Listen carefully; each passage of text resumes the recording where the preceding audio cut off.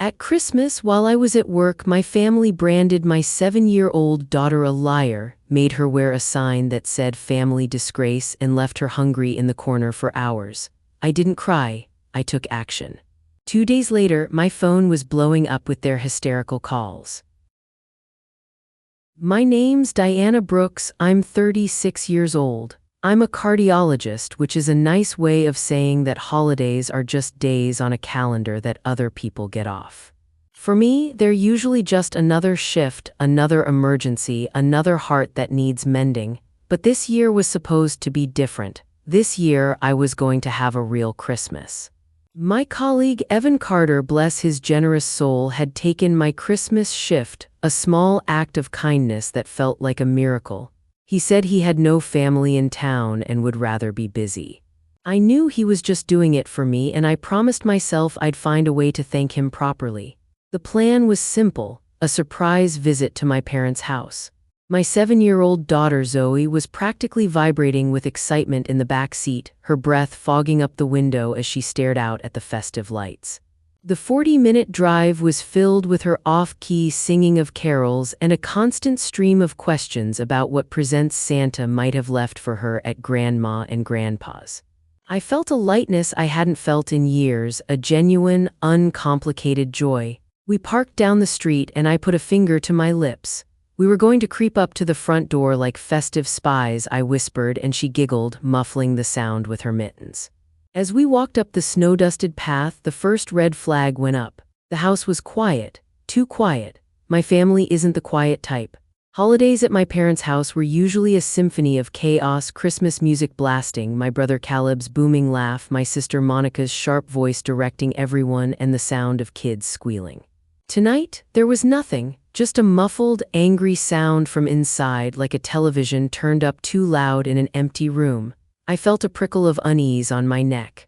I pulled out the old key I still kept on my ring, the brass worn smooth, and turned the lock as quietly as I could. The heavy oak door swung inward without a creak. The smell hit me first, a thick, cloying mix of pine needles and something burnt like scorched gingerbread overlaid with the bitter scent of stale anger. The living room was a disaster zone. My parents' giant Christmas tree, a proud 9-foot fir we'd all decorated just a week ago, was on its side. It looked like a fallen giant, its branches twisted and broken. A galaxy of shattered ornaments glittered across the floor, catching the dim light from the dining room. I saw one specific fragment, a piece of iridescent red glass, and my stomach clenched. It was from the glass heart ornament Zoe had picked out last year, her absolute favorite. Someone had ground it into the beige carpet with their heel, leaving a smear of red dust like a wound.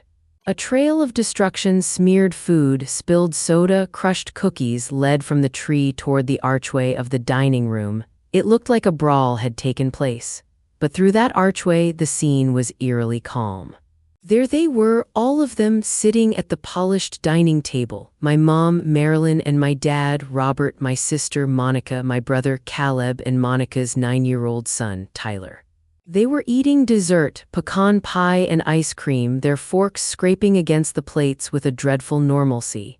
They sat there, chewing calmly, as if the wreckage in the next room was just an abstract painting on the wall, something to be ignored. My mom was the first to look up. Her expression wasn't surprised or happy or even concerned. It was annoyed. "Diana, you're not supposed to be here," she said, her voice flat as if I'd arrived inconveniently early for a doctor's appointment. No one else even bothered to look up. Not my dad, who just kept his eyes on his pie, not Monica, not Caleb. Their collective silence was an accusation, louder and colder than any argument we'd ever had. That's when I heard it. A tiny, choked sob from the far corner of the dining room, nearly hidden by the tall china cabinet. My eyes snapped to the sound and my blood ran cold. It was Zoe. She was standing there, facing the wall, her small shoulders shaking in her red Christmas dress. I saw the sign first, a crude piece of cardboard strung around her neck with a length of rough, hairy twine. In thick, black permanent marker, 2 words were scrawled in my mother's handwriting: family disgrace. Then, as she turned her head just slightly, I saw her face. The word liar was written across her forehead in the same black ink. The letters were thick and clumsy, bleeding slightly into the pores of her delicate skin. The world narrowed to that single, obscene word branded on my daughter. The air left my lungs. The sounds of the room, the forks on the plates, the hum of the refrigerator, all faded into a dull roar in my ears. My sister Monica finally spoke, her voice syrupy with a false, poisonous righteousness. She ruined Christmas. Pushed the tree right over, just for attention. My mom added, her tone clipped and final. It's discipline, Diana. She needs to learn that actions have consequences. I didn't even look at them. I walked past their silent, judging faces, knelt on the hardwood floor in front of my daughter and gently took her face in my hands. She wouldn't meet my eyes. Her own were fixed on the floorboards, shame radiating from her small frame like heat. In that instant, my goal was crystal clear: get her out. My obstacle, the impenetrable wall of family denial sitting right behind me, still eating their pie. I didn't argue with them. I didn't scream or cry or demand an explanation. A strange, cold calm washed over me, the kind I get in the middle of a cardiac emergency. Panic is a luxury you can't afford when someone's life is on the line. I simply reached behind Zoe's neck and untied the knot in the twine. The cardboard sign fell to the floor. I took her small hand in mine and without a single backward glance led her out of that house and into the cold night air. The drive home was silent. Zoe was curled up in her booster seat, a small, shivering bundle. Once we were inside our own home, the first thing I did was get her warm food. I made her a bowl of mac and cheese, her favorite comfort meal, and she ate it like she hadn't seen a meal all day, her small hands wrapped around the warm bowl. After she ate, I carried her into the bathroom. I sat her on the counter and gently tried to wash the ink from her forehead with a warm washcloth and soap. The black marker wouldn't budge. It had sunk into her skin, and my gentle rubbing only seemed to make the area redder, more inflamed. Her skin was already raw and angry. That's when I stopped being a mother for a moment and started being a clinician. I pulled out my phone and began to document. I needed a record. I needed evidence. Photo 1. The word liar still starkly visible on her forehead, surrounded by irritated red skin. Photo 2, the angry red line etched into the back of her neck from where the twine had dug in. Photo 3. A series of long, thin scratches on her shins and knees, angry red welts from the fallen tree branches.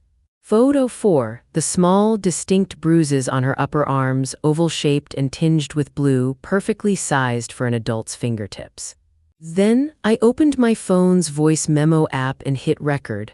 I sat on the floor with Zoe on my lap, wrapped in her favorite fluffy blanket, and I asked her to tell me what happened, from the very beginning. Her small voice, punctuated by shaky breaths and quiet sobs, became the first piece of my official testimony. Tyler told me too, she whispered, my nephew Tyler. He said the angel on top was crooked. He said I was the only one small enough to fix it without knocking anything over. She told me he had dragged a dining room chair over to the tree. He had dared her to climb it. I was almost at the top, she sniffled, burying her face in my shoulder. And then he pushed the chair, he pushed it hard. The next morning, my resolve had hardened from cold shock into something sharp and solid. I called Evan, my colleague who had so graciously covered my shift. I didn't tell him everything, not on the phone. I just said that Zoe had an accident at my parents' house and that I needed a professional favor off the record. I took her to the hospital, not through the emergency room, but through a quiet side entrance I used on weekends. This wasn't about treatment. It was about creating an official, unimpeachable record. Evan met us in a quiet exam room, his face a mask of professional concern. He's not just a cardiologist. He did a rotation in pediatrics during his residency.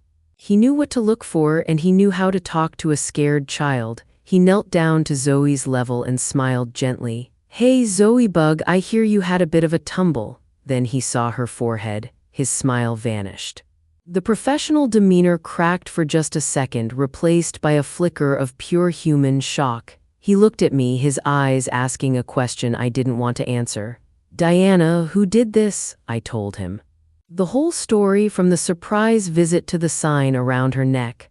I watched his expression shift from disbelief to a quiet, simmering anger. He didn't judge me, he didn't offer platitudes, he just got to work.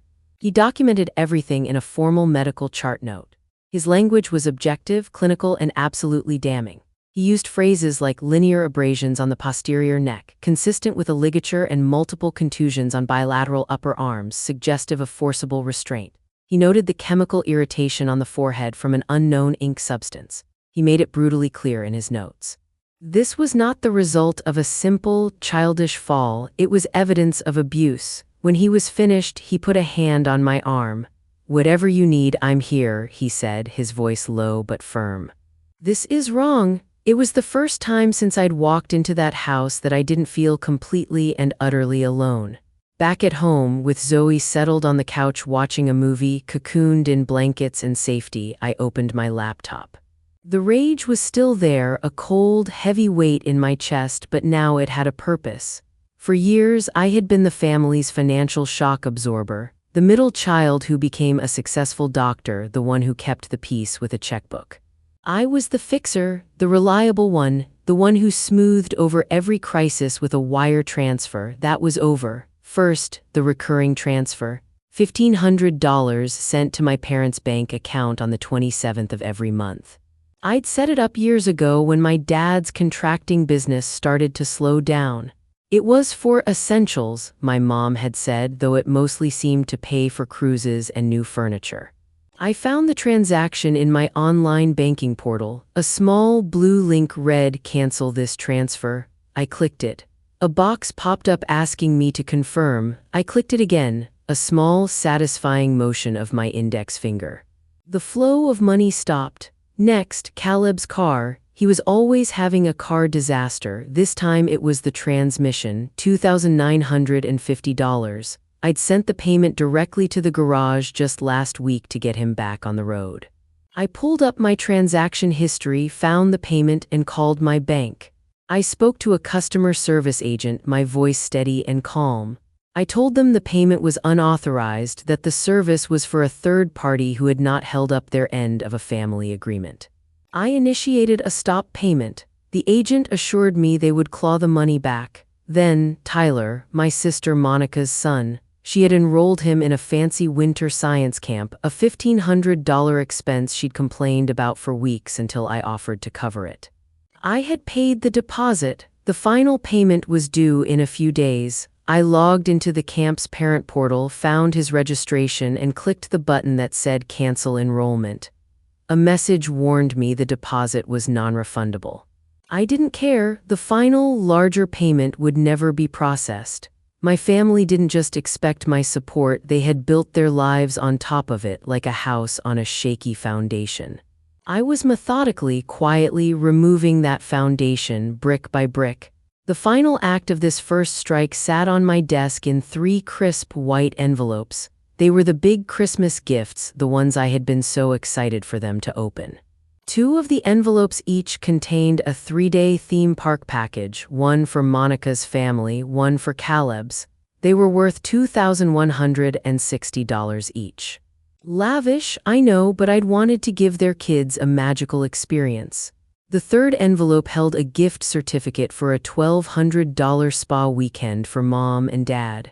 A chance for them to relax and reconnect, I had thought. I picked up a pair of heavy scissors from my desk drawer. I didn't just rip them up. That wouldn't be enough. I opened each envelope, slid out the glossy gift certificates and vouchers, and began to shred them. I cut them into long strips, then turned the strips and cut them again and again until all that was left on my desk was a colorful pile of paper confetti. Tiny, meaningless pieces of what had once been a grand gesture. I carefully scooped the paper shreds back into their respective envelopes, the rustle of the paper a soft, satisfying sound. I sealed them shut, put a fresh stamp on each one, and walked them down the driveway to the mailbox at the end of my street. The little red flag went up with a sharp click. Let them receive the message in pieces, I thought, just like Zoe's shattered glass heart. This wasn't just about the money anymore, it was about the message. Their access to me, to my generosity, to my desire to keep the peace was over. 2 days passed in a strange, tense silence. It was the calm before the storm, the deep breath before the scream. The first call came on the 27th, right on schedule. It was my mom, Marilyn. Her voice wasn't warm or concerned. It was sharp, brittle with confusion. "Diana, the monthly transfer didn't arrive in our account." "I thought you should know." I kept my voice perfectly flat, devoid of emotion. "I'm aware, Mom, I canceled it." There was a beat of silence on the other end of the line, then the confusion curdled into pure outrage. "What do you mean, you canceled it? Your father and I depend on that. How could you be so selfish?" I took a slow breath. "Zoe depended on you to keep her safe on Christmas Day. You failed. The arrangement we had is over." I hung up before she could respond. Less than an hour later, Caleb called. He didn't bother with pleasantries. He was screaming from the moment I answered. "The garage just called me. They said your payment was reversed. They're going to put a lien on my car." "Diana, what are you doing? Are you trying to ruin my life?" I replied with the same cold calm. "You stood there and watched them shame my daughter, Caleb, your niece. You said nothing. You have no right to ask me for anything." I ended the call. Monica called last, and her voice was the most venomous of all. "The park tickets arrived today," she hissed. Shredded. "What is wrong with you?" "Tyler's camp called me this morning. His spot is gone. You're punishing a child because you're having a tantrum." Not a single one of them asked how Zoe was. Not a single one of them even mentioned her name. Their only concern was the money. The perks. The services that I, their personal automated teller machine, had provided for years. Their reaction confirmed everything I needed to know. My actions weren't a half measure. They were the only language this family understood. The language of consequences. Their entitled fury sharpened my resolve. This was no longer just about cutting them off financially. It was about creating an official, undeniable record of what they had done. I couldn't let them control the narrative, couldn't let them wander around telling friends and extended family that I was the crazy, vindictive daughter who had a breakdown and cut everyone off over nothing. I had to level the playing field. I spent the evening gathering my file. The photos of Zoe's bruised arms and the ink on her skin. The official, typed medical notes from Evan with all their damning clinical terminology. The voice recording of Zoe's account, her small, trembling voice telling the truth. The next morning, I walked into the local police station. The air smelled of stale coffee and disinfectant. It felt surreal, like a scene from a television show I never wanted to be in. I walked up to the officer at the front desk, a large man with a bored expression, and I told him I needed to file a report regarding child endangerment and abuse. He looked skeptical, his eyes flicking over my expensive coat and professional demeanor. He probably had me pegged as a bitter ex-wife in a messy divorce. His expression changed when I slid the first photo across the counter, the close-up of the word liar on my daughter's forehead. He took me to a small, quiet interview room and said a detective would be right with me. A few minutes later, a man in a rumpled suit came in and introduced himself as Detective Paul Bennett. He had tired eyes but a focused, intelligent gaze. I laid out the entire story for him, fact by fact, keeping my emotions locked down tight. I was a doctor presenting a case, not a hysterical mother. I gave him copies of everything: the photos, Evan's medical report, a transcript of Zoe's statement. He listened intently, his expression growing more and more serious with every detail. He told me they would open an official investigation. "It's not a guarantee of charges," he warned me. "These family cases can be complicated, but it creates a formal record. A paper trail they can't deny or erase." That was exactly what I wanted. Detective Bennett explained that a police report of this nature would automatically trigger a notification to Child Protection Services. He also mentioned that I could make a direct report myself, which might speed things up. I walked out of the station and sat in my car in the parking lot, the engine off, the winter air chilling the interior. I made the call right then and there. I spoke to a calm, professional woman on the other end of the line. I explained the situation just as I had to the detective. but this time I widened the scope. I wasn't just concerned about what had happened to Zoe. I was deeply concerned about the environment my nephew Tyler and my niece, Sophie, Caleb's daughter, were living in. What kind of home teaches a 9-year-old boy that it's okay to lie, to hurt another child, and then to participate in shaming her? What happens to little Sophie in a household where my brother Caleb's first instinct is to protect the family's image, not a child's well-being? The woman on the phone took all the information, gave me a case number, and told me a caseworker would be assigned and would be in touch. This step wasn't about revenge or punishment. It was about oversight. I wanted a professional, impartial set of eyes on those two households. My family had operated for decades in the shadows, shielded by the sacred word family, which they used as a license for cruelty.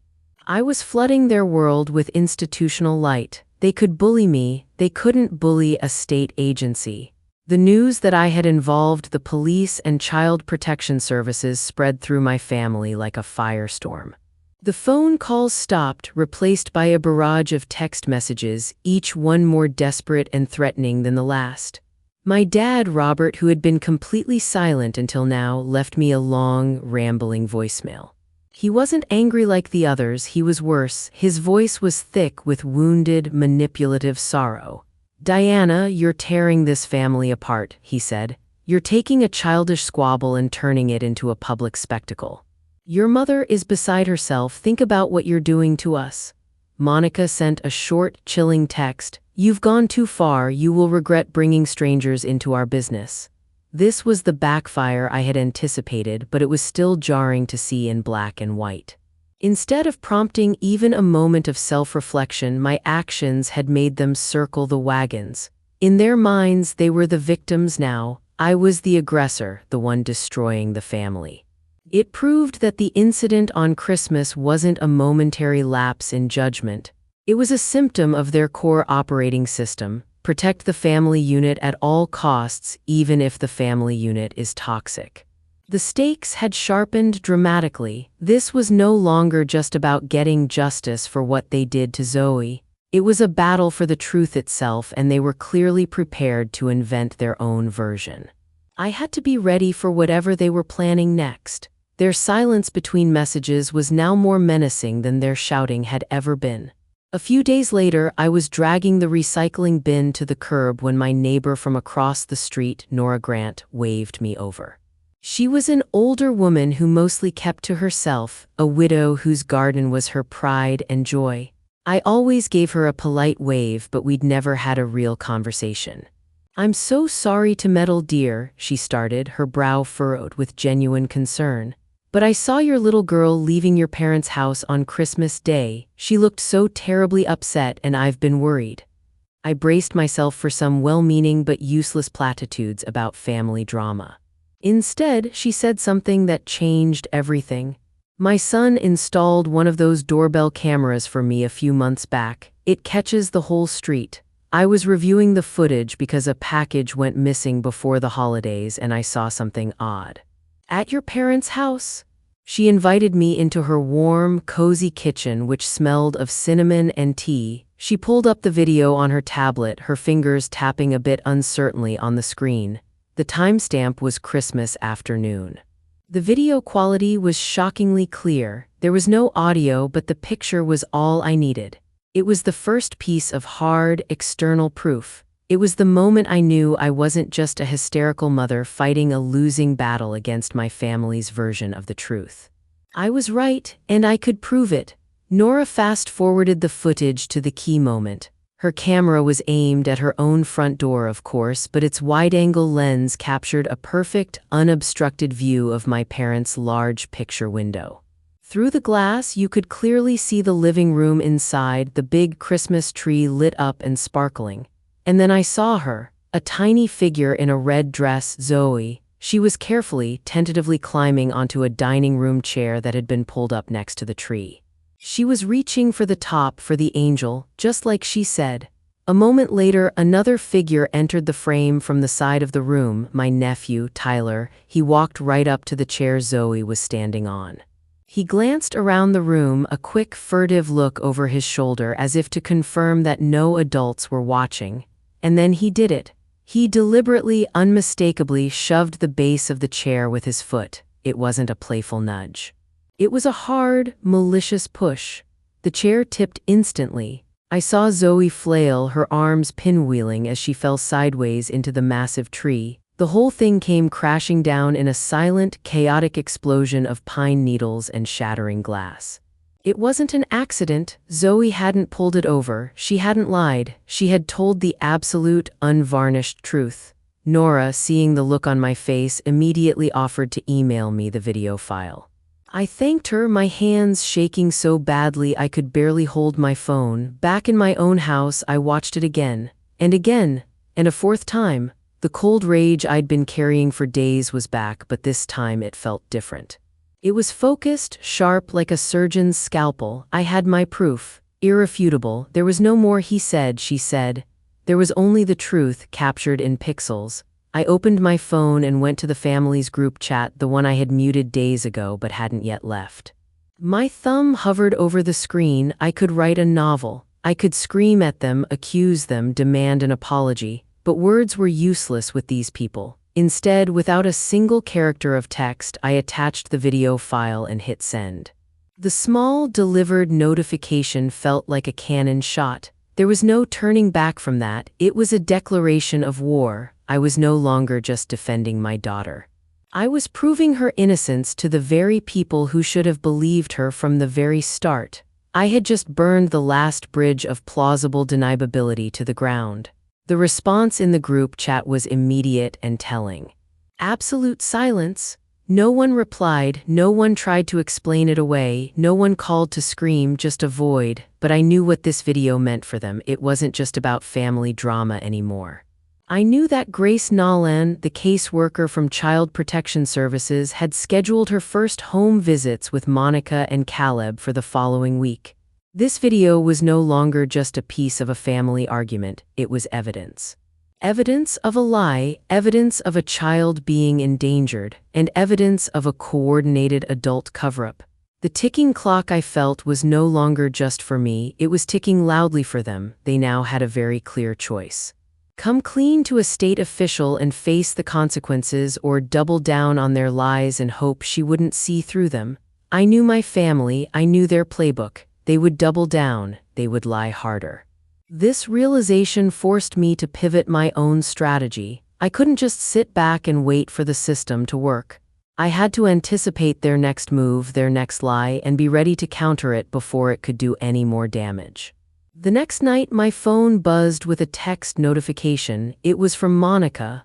My stomach tightened, expecting another volley of rage or threats, but it wasn't a message directed at me, it was a screenshot.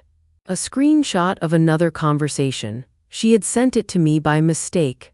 My blood ran cold as I saw my own name in the text. She must have meant to send it to someone else, but in her haste or anger, sent it to the one person who should never have seen it. The screenshot was from a different family group chat, one I obviously wasn't a part of. The title at the top of the screen read, "Family First." The hypocrisy was staggering. The text in the screenshot was from Monica, sent to our mom. It read, "We need to get ahead of this. The video is bad. Tell the caseworker she's unstable. Diana works too much. She's never home. We can file for emergency custody. It's for Zoe's own good." My mom had replied just a minute later, "Your father agrees. A cardiologist's schedule is no place for a child. We'll say she's cracking under the pressure. That's why she's making all this up." Then Caleb had chimed in. "I'll back you up. Tell them she's vindictive and using Zoe to punish us for needing her help. It's a classic move for her." It was a plan, a coordinated, cold-blooded strategy to take my daughter away from me by branding me as an unfit mother. I stared at the screen, the words blurring through a sudden film of tears. This was never about a Christmas tree. It was never even about the money I'd cut off. It was about control. I had taken away their financial control over me, the power they held by making me feel responsible for their happiness and stability. So now they were coming for the only thing I had left that they could possibly hurt, Zoe. They were planning to use my career, the very thing that had funded their lives for years, as a weapon against me. The long hours, the dedication, the success I had worked so hard for would be twisted into proof of my maternal negligence. The family disgrace sign they had hung around Zoe's neck wasn't just for her, it was what they wanted to hang around mine. This realization changed everything. My plan to simply expose their lies and get justice for Zoe was no longer enough. They weren't just covering up a past wrong, they were actively plotting to destroy my future and steal my child. My first instinct was pure, gut-wrenching fear. A public, messy custody battle could ruin me professionally. My career was public-facing. I was on the shortlist for a department leadership position at the hospital, a goal I had been working toward for over a decade. The smear campaign they were planning could poison my reputation, raise questions among the hospital board, and derail everything. This was the personal cost they were counting on. They thought I would back down to protect my reputation. They thought I would cave, reinstate their allowances, and pretend none of this ever happened just to make the threat go away. They were wrong. In that moment, staring at their cold, calculated words on my phone screen, I made an irreversible choice. I would sacrifice my career ambitions if I had to. I would spend every single dollar I had ever saved. I would not just defend myself against their attack, I would dismantle their ability to ever pose a threat to me or my daughter again. My voice was shaking, but my words were clear when I called Evan. He answered on the second ring. "Evan," I said, "I need a lawyer, the best family law attorney you know, right now." I was no longer just filing a police report and cooperating with an investigation. I was preparing for an all-out legal war. My goal was no longer just about getting an apology or ensuring they faced consequences through child protection services. That was thinking too small. My new goal was legally binding, absolute, and designed for one purpose: total separation. First, I wanted a restraining order. I wanted a legal document that ensured none of them, not my parents, not Monica, not Caleb, could come within 500 feet of me or Zoe, our home, or her school. Second, I would file a formal petition with the family court. I would use their own text messages as evidence to have them officially declared a danger to my child's emotional and physical well-being, a legal firewall that would prevent any future claims for grandparents' rights or custody. They would have no legal standing in Zoe's life ever. Third, I would make them pay for it. I would sue them for the emotional distress and damages they had caused, forcing them to pay for the war they had started. It was a bolder strategy. It was riskier. It meant airing every piece of our family's dirty laundry in a court of law where it would become public record. But looking at that screenshot, at their casual, cruel conspiracy to take my child, I knew I had no other choice. It was them or us, and I would always choose us. The first sign of their counterattack was subtle, the kind of thing you only notice if you're already braced for a hit. I opened my email one morning to find a message in my inbox addressed to the hospital's chief of staff. It was anonymous, sooty with accusation, and written in a clinical, malicious way that made my stomach drop. It described me as emotionally volatile and prone to erratic behavior, phrases that felt like knives because they echoed the words Monica had suggested in her plan. It mentioned my long hours and painted them as proof I was unfit to parent a child. The sender framed it as concern from a colleague, and the letter was just detailed enough to be believable to someone who didn't know me. A few hours later, Dr. Ramirez called me into her office. Her face was composed, the kind of professional mask people put on when they're about to deliver bad news. She showed me the email and said the board had to treat any complaint seriously. She didn't accuse me, but she couldn't promise it wouldn't affect my candidacy for the leadership post. I remember how the room smelled faintly of lemon cleaner and paper. I tried to keep my voice steady to explain the situation, show the evidence I had collected, to make it clear this was retaliation, not reality. She listened, but there was a distance in her eyes I couldn't bridge. The hospital had rules, and rules get triggered by words on a page. It was like being hit with a quiet, clinical version of betrayal. People I trusted now had to consider a possibility planted by my family. That email was the first public salvo. Then rumors started like a spill of dark oil, spreading along corridors and lingering in break rooms.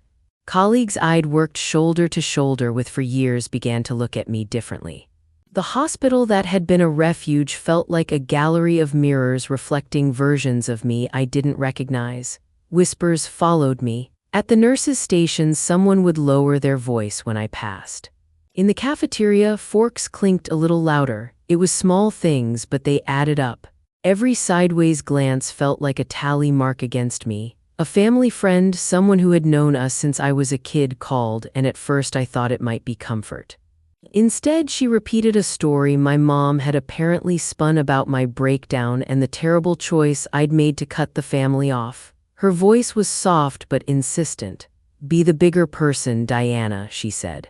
"You know how this looks to other people."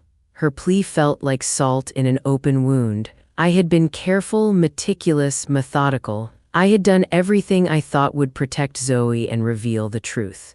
But I could feel the ground shifting under me. They were trying to isolate me, to make me doubt myself, to erode the community I'd built over the years. If they could weaken my reputation, they could make my fight look like a selfish vendetta. The hospital's inquiry into the anonymous complaint meant I was suddenly required to justify everything about my life. My work schedule, my parenting choices, even the way I spoke in team meetings. It was humiliating, a forced self-examination that left me raw. I was supposed to be the physician who stayed calm in chaos, but this felt like a different kind of crisis, one where every decision I made was a potential ammunition for them. The smear campaign was precise. It went after the thing they counted on to control me, my public face. They wanted to make the community believe I was unmoored so that the caseworker, the police, and even judges would see me the way they'd chosen to portray me. One evening, after a 12-hour shift that tangled into the night, I pulled into my driveway and found Caleb standing on my front stoop. He didn't bang on the door or shout. He'd learned that threats work better when they sound like concern. He had the pleading look my siblings used when it served them, a mix of guilt and practiced vulnerability. "D," he said, using the nickname I hated when it was used as a manipulation tool, "you have to stop this." The police came by, they're asking questions. "Sophie's been shaken up, you're tearing this family apart." He talked fast, words tumbling as if he was rehearsing something. He leaned in until I could smell the cigarette smell that still clung to him. He'd been trying to quit, but old habits die hard. He told me he was struggling, that the reversed payment to the garage had put him in a tight spot, and that the losses were piling up. For a moment he played the victim, made me look at his messy life and feel the old, familiar pull to rescue him. But then his voice changed just a notch colder. "You think you're so much better than us," he said. "Look, you're on leave now, you think you can fight this forever. One day you're gonna come home from one of your long shifts and Zoe will be gone. With a family that has time for her." He didn't shout, he didn't have to. The suggestion landed like a stone in the center of my quiet. It was a promise disguised as a warning: keep going and you'll lose her. For a second I felt the world narrow to the size of that stoop, to the space where my daughter slept inside, unaware of menacing grown-ups. I closed the door gently, locked the deadbolt, and slid down until my back hit the wood. My hands were shaking, not from exhaustion this time, but from the sudden, concrete awareness that they wouldn't stop at words. Threats could become plans. They'd already tried to weaponize the institutions around me. Now they were threatening to take what mattered in the real world. That night I called Sarah, my lawyer, and told her exactly what had happened. She advised me to file for immediate protection. It felt dramatic to call the courts, to involve legal paperwork in my daughter's safety, but when the smell of smoke from Caleb's clothes still lingered in my memory, it didn't feel like an overreaction. I filed the emergency protective order. The judge signed it the next morning. For the first time since Christmas, there was a small piece of paper that meant my family legally couldn't come near our home or Zoe's school. The court's words were an odd comfort, a blunt instrument of law that cut through years of entitlement, but every protective step I took tightened the screws in other ways. To the hospital board, my legal actions were another piece of evidence they could point to as erratic behavior. To my family, the restraining order was proof that I had gone too far, that I was overreacting and morphing into the villain their stories needed. My very attempts to make myself safe were being spun into proof that I was dangerous. The smear campaign found a way to fold every move I made back into their narrative. I was damned if I did and damned if I didn't. I had to be a perfect doctor, a perfect mother, and an unimpeachable litigant all at once. The nights blurred into a rhythm of hospital shifts, legal calls, and building our case in between feeding Zoe mac and cheese and tucking her into bed. Zoe started to change. She developed nightmares so vivid she'd wake with her hair wet from sweat, calling out for me in the dark. She stopped inviting friends over. One afternoon, a little girl at her school asked bluntly, "Is your mom going to jail?" Zoe came home quiet, eyes like saucers. She'd internalized other people's whispers in a way that gutted me. The protective order kept my family physically away, but it couldn't stop their campaign in the air, rumors, whispers, and the slow erosion of trust at work. My life felt boxed in from every side. The hospital that used to be a sanctuary, now a place where whispers could become career-ending rumors. The legal system that had offered the restraining order also required that I be dragged through hearings where my motives would be inspected. My daughter had to carry the weight of adults twisting reality around her. In the middle of that storm, I got a call I had been both dreading and needing. Grace Nolan, the Child Protection Services caseworker, rang my number one rainy afternoon.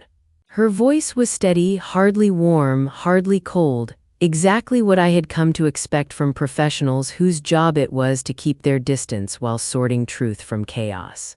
"Miss Brooks," she said, "I conducted the visits I told you about. I wanted to give you an initial update." I could hear the rain against her office window in the background, a soft tapping that matched my own heartbeat. She told me she'd first visited Monica's home and then Caleb's, and that she'd spoken to both parents separately, to the children, and to neighbors. She thanked me for providing the video and the medical notes, words that felt like validation even as I braced for the other shoe to drop. Then she said something I hadn't expected, something that shifted the whole fight into a new gear. "Tyler was interviewed by our child specialist," Grace said, "and at first he stuck to the story your family told us. But when she used techniques to make him comfortable, he began to change his account." I felt a small, involuntary breath of hope escape my chest. Grace explained they didn't want to make big promises, how these things had to be handled carefully so kids weren't led or coached. Her voice pressed on the brakes gently. "But Tyler has made some statements that suggest he was pushed into the act. He described being told to shove the chair and to say it was Zoe who had done it. He then recanted some of his earlier statements." Grace paused, and I could sense her weighing words. "He also told us that his mom had praised him after the incident and told him to keep quiet about the truth. That information changes the context for the whole family dynamic." Her tone was measured but carried weight. For the first time in weeks, I felt the gnawing isolation shift toward something like vindication. Grace didn't sugarcoat it. She warned that family processes were messy, that Monica would deny, that parents often closed ranks. She made it clear the decision about charges or long-term action rested on evidence and continued cooperation. But she also said that this was the kind of report that could not be ignored. Something inside me unclenched. It wasn't victory, not yet. It was an acknowledgement from a dispassionate source that my daughter hadn't been making up a story and that my family had at best covered for a lie and at worst orchestrated it. Grace's words were not a final ruling, but they were a doorway. She said she would include the changes in Tyler's statement in her report and that interviews with both parents would be documented. She also told me she'd be scheduling follow-up visits and would keep me informed as the case progressed. I thanked her, voice thick, and hung up feeling both lighter and more exposed. There was progress, but the path ahead would require a steady, patient hand. For the first time in a long while, though, I felt like we had something in our corner that wasn't rooted in family bias.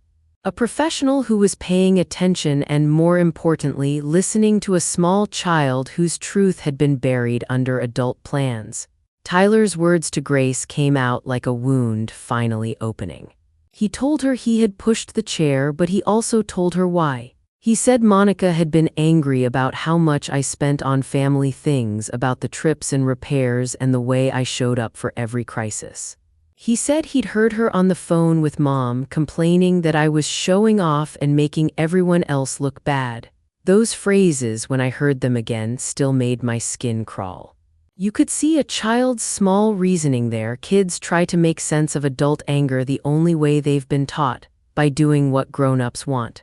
Grace told me Tyler said Monica had told him it would be a good thing if something ruined Diana's perfect Christmas. He said Monica praised him afterward, telling him he stood up for the family. He described how someone held Zoe down while an adult wrote on her forehead. The grown-up in his story was Mom, according to what he told Grace. That hit me like a punch.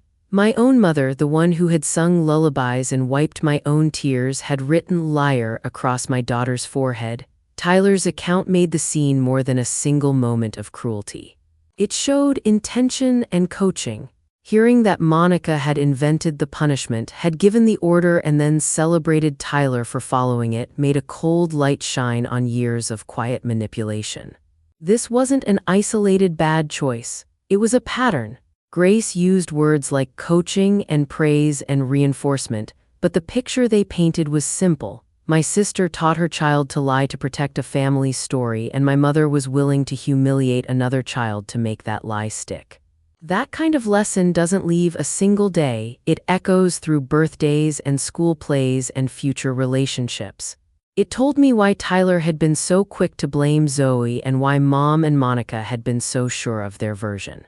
When Grace told me she would include Tyler's new statements in her report and that she had documented Mom's and Monica's responses during interviews, I felt relief and dread at once.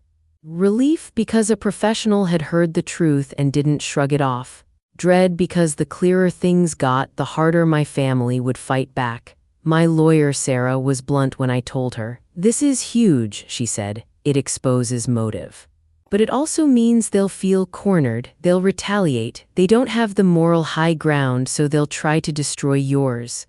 I remember the word destroy like a cold rock in my mouth. Her point was simple.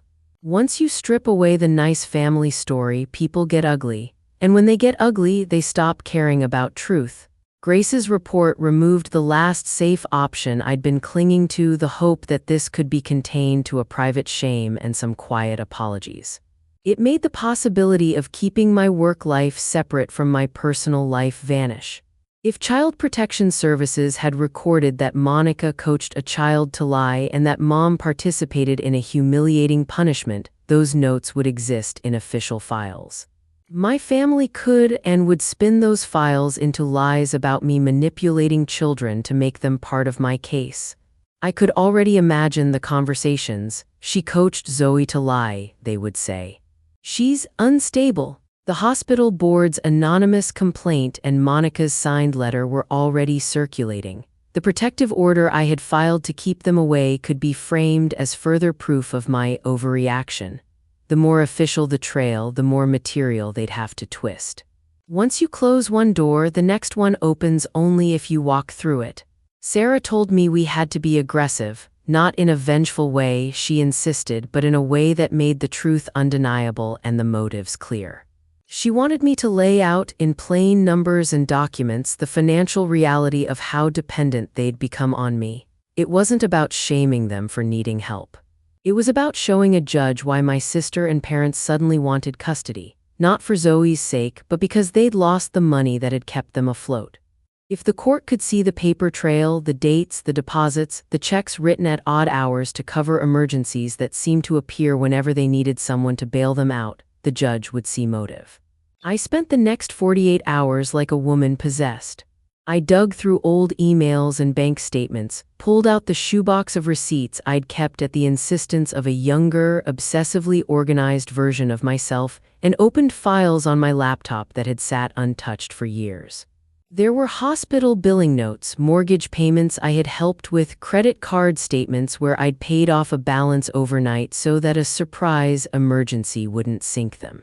I found a PDF of the receipt for the 2 theme park packages, a scanned image of the spa certificate I'd shredded, and emails where Monica thanked me for saving her when her landlord called. I found a string of transfers to Mom's account, $1,500 a month like clockwork, earmarked vaguely as help. I tallied up car repairs for Caleb, small loans I'd covered, the camp deposit for Tyler, the airfares and hotel reservations I'd paid when family drama escalated. Each line had a date, a check number, a reason. Each line added to the picture. I made a bound packet that would be hard to ignore. It was clinical and simple, dates, amounts, and a short note beside each entry explaining why the payment had been made. Emergency car repair, deposit on rental, camp deposit for Tyler. I didn't editorialize, I left out the snide remarks that lived in my head. The cold truth was persuasive enough. The total, when I finally added it up, was more than I had expected. It wasn't a fortune in the grand scheme of the world, but to a judge it would read like a pattern of dependency. They'd built a life that expected me to keep bailing them out. The day I stopped was the day their world tilted. Putting that dossier together felt like armor. It also felt like a decision to become someone I hadn't wanted to be. A person who used a ledger as a weapon. Sarah warned me that it would make me look calculating to people who didn't know the context. She said the family would call me cold, that they'd cry about generosity turned into blackmail. I remembered Monica's text suggesting we paint me as the unstable one and realized they would try every angle. They would try to turn each act of protection into proof of madness. Still, the dossier was necessary. If they were trying to take Zoe to regain a financial foothold, then motive would be our most powerful defense. The nights became a blur. I was on call at the hospital, some shifts at the laptop compiling documents on others. I ate cold dinners at my desk at 2 in the morning, reading statements until the characters blurred.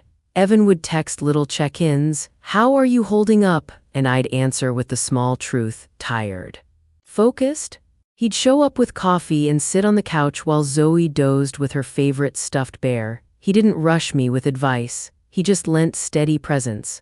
Having him there in the background was the one human thing that kept me from sliding into a place where all I did was count. Then the call from Dr. Ramirez came and knocked the air out of me. Her voice over the office line was soft, almost apologetic, and the words she had to deliver were sharp. There had been another letter. Monica had put her name on it this time.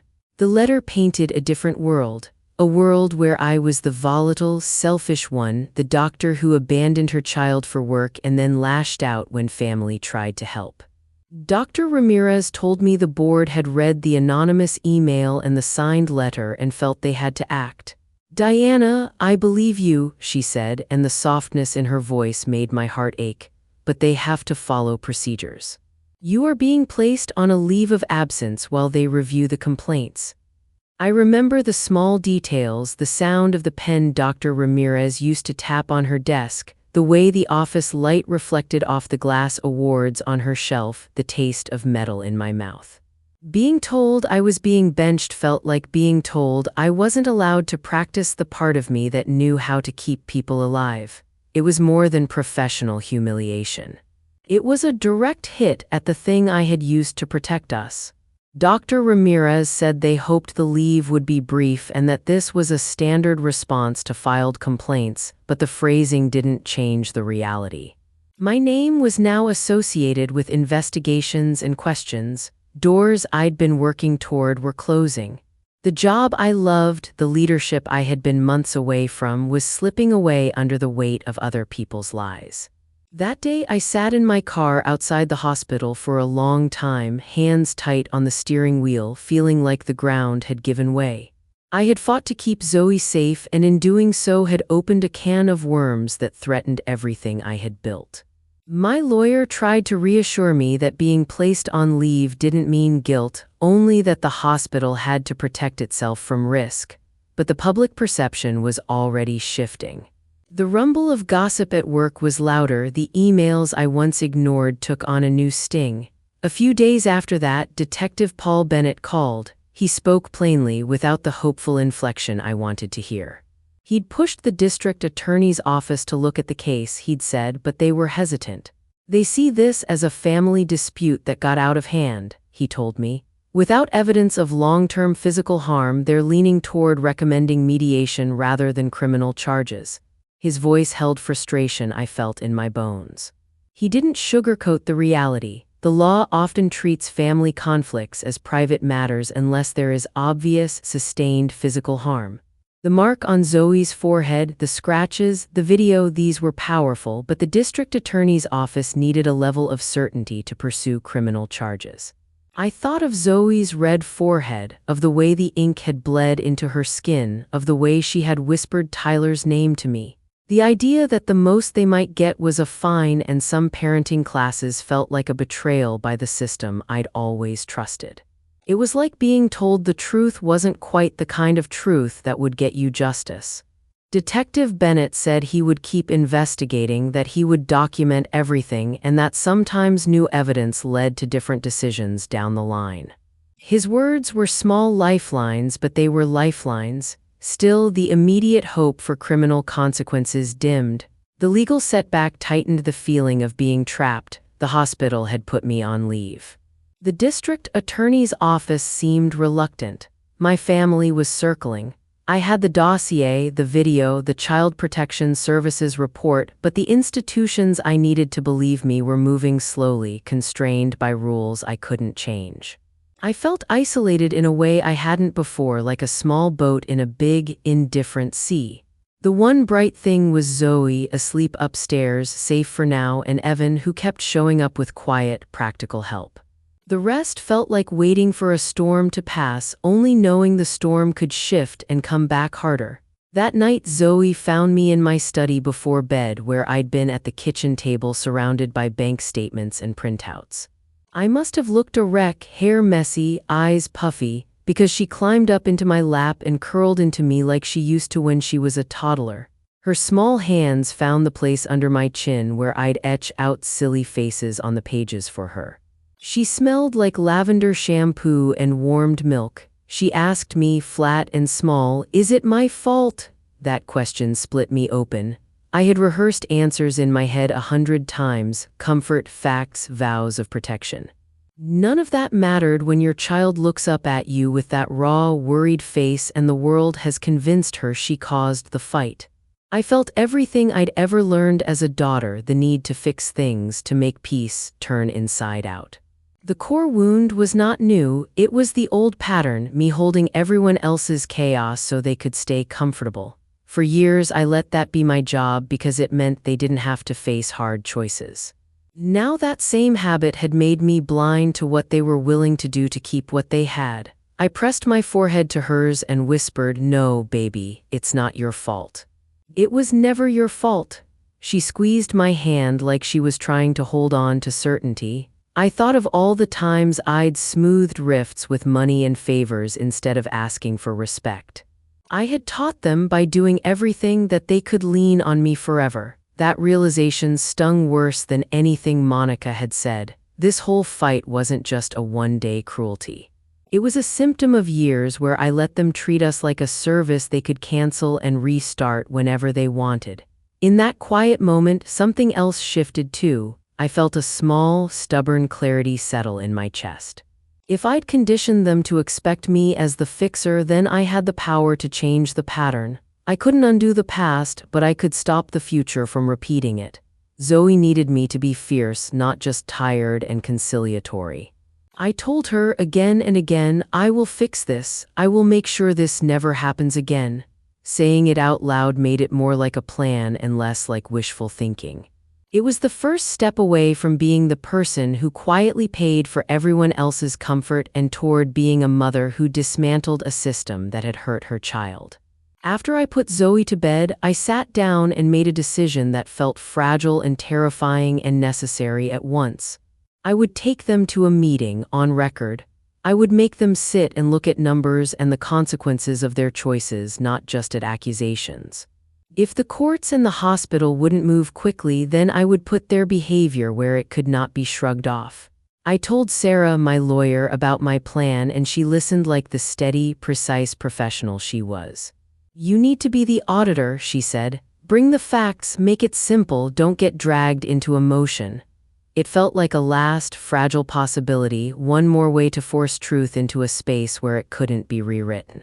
The meeting had to be a trap laid with care. I didn't want shouting or theatrics. I wanted a clean, undeniable record that would stand up in court and in any public story they tried to manufacture. Sarah arranged the room. She picked a neutral conference room at her law firm, no messy family living room, no warm kitchen to hide behind. I picked the time.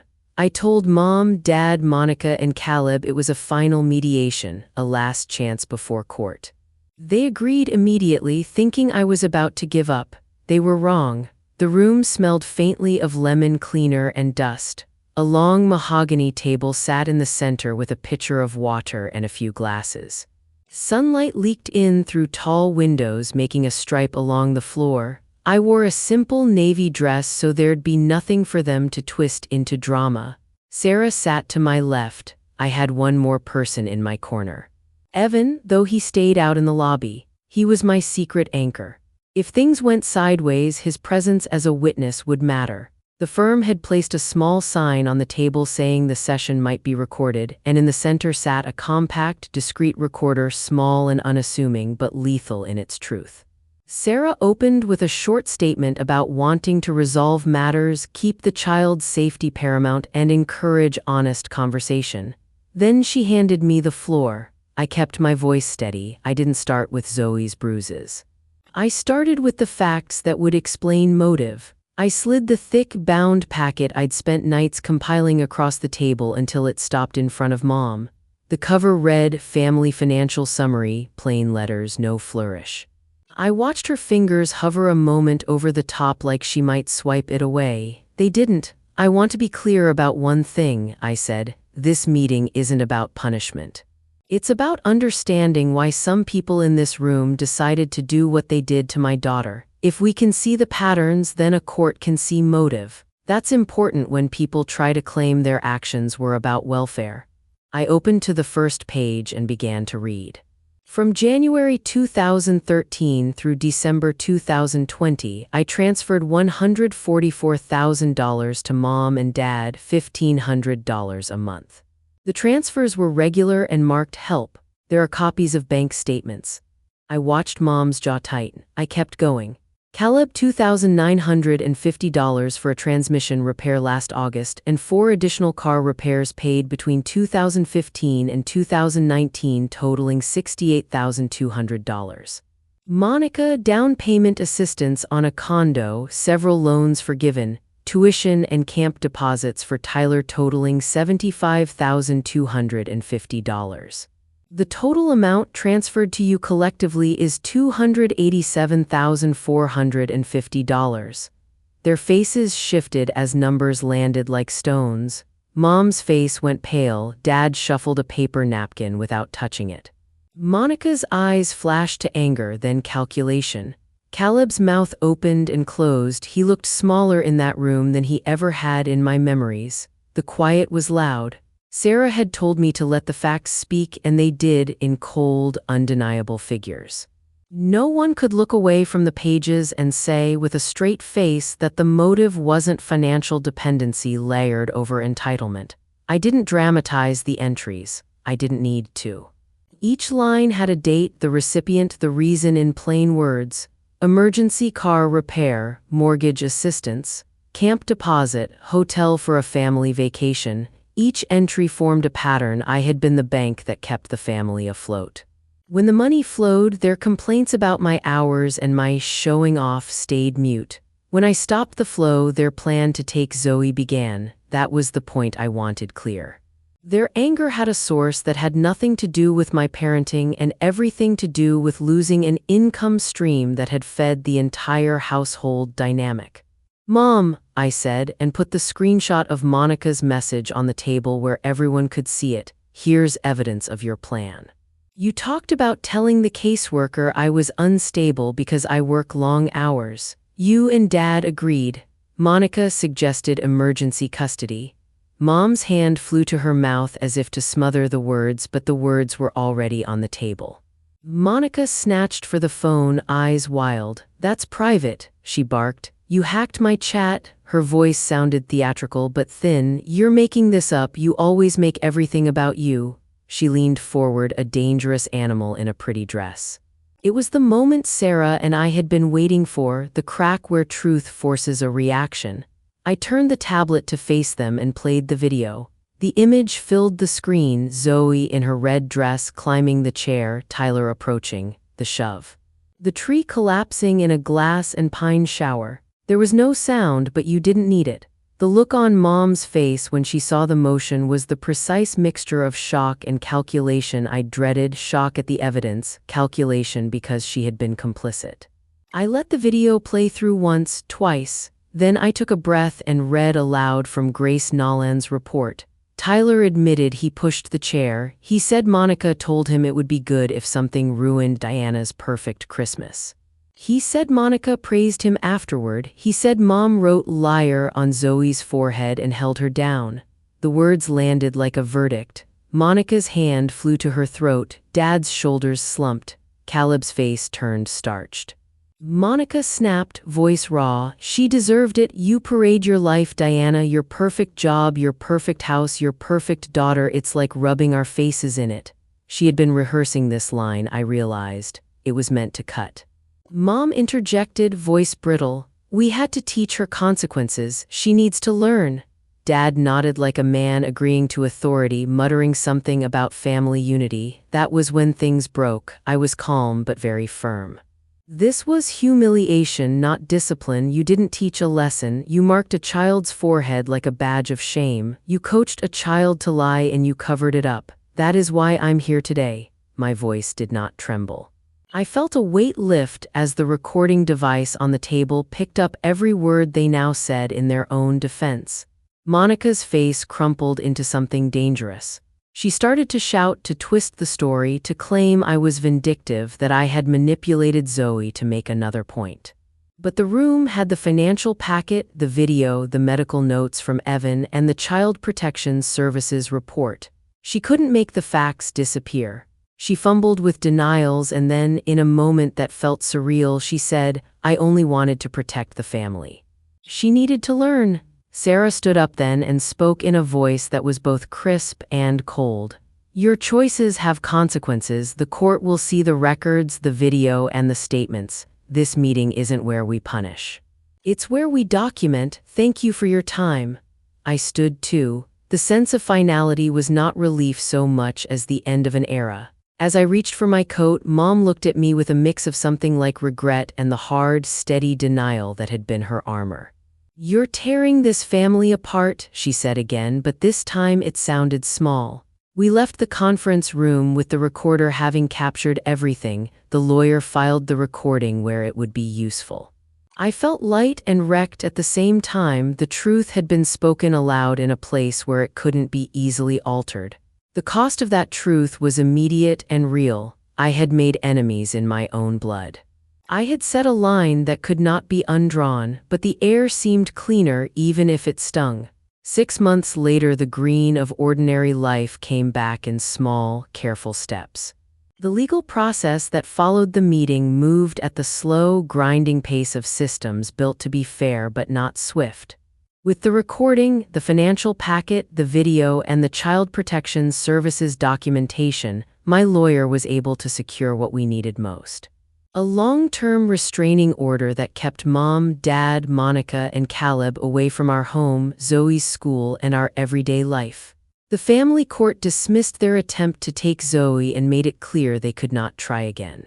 They were ordered to contribute to a portion of my legal fees, which felt like a hollow victory until I realized the real gain wasn't money but distance. I stepped away from the big hospital where I had worked for years. The board's inquiry and the public whispers had made staying untenable during the process, so I took the leave and then accepted a position at a smaller practice. It paid less and there was no fancy title, but the hours were better and the small team felt less like a courtroom and more like a place I could breathe. Zoe got what she needed most: predictability. Her nightmares faded slowly. She had therapy not because she was broken, but because we wanted her to have a steady place to talk about her feelings without the pressure of proving anything. Our new life was quiet. It had morning routines and homework and sloppy pancakes on Saturdays. There were no more surprise phone calls begging for money or favors. There were no more grandparent visits that made Zoe flinch. The price we paid was real: no family gatherings, no holiday trimmings with cousins, but the trade felt worth it. The house we kept was small and lived in, not perfect but safe. I watched Zoe paint a crooked clay heart at her kitchen table and felt a kind of fierce gratitude that whatever she'd lost belonged to a family I never really had. There are nights when I still feel the ache of absence. I scroll past photos online of Mom and Dad with Monica and Caleb, smiling in frames I will never share. Some part of me mourns the idea of family I once craved, but it is a sober, honest mourning. The victory was not in punishment. It was in creating a life where no one could brand my child with shame and expect it to stick. We rebuilt a small, joyful life for two, and for the first time in years, the boundaries we set were there to protect us, not to keep me doing everyone else's living. The cost of the fight is visible every day. There are no birthday calls from Mom and Dad, no texts about school concerts, no photos of cousins piled on couches. I scroll past their holiday posts sometimes, the way you might stare at a bandage you don't want to pick, and a small, guilty ache rises. It's not grief for people I miss so much as grief for the version of family I convinced myself I had. I gave them time, money, and second chances until I was spent, and then I took the one thing that let them hurt us without consequence: my silence. Zoe goes to therapy, and it's been the best decision I've made. She talks through the shame and the fear in a room that is safe and ordinary: soft chairs, a shelf of toys, a window that smells like rain. She's healing, but the scars are there: a hesitancy when she meets new kids, a carefulness about trust. She's learning boundaries the hard way so she won't have to learn them later with bigger stakes. We are an island of two. Some days that feels peaceful, other days it feels like exile. The price we paid for this safety was the amputation of a family that was never whole. I still feel the phantom limb, the imagined hand on my shoulder during a hard night vanish and ache, and I remind myself that peace was worth the cost. It's almost Christmas again, and everything feels smaller and better for it. We have a little live tree that fits in the corner of our living room, not towering and demanding, but warm and human.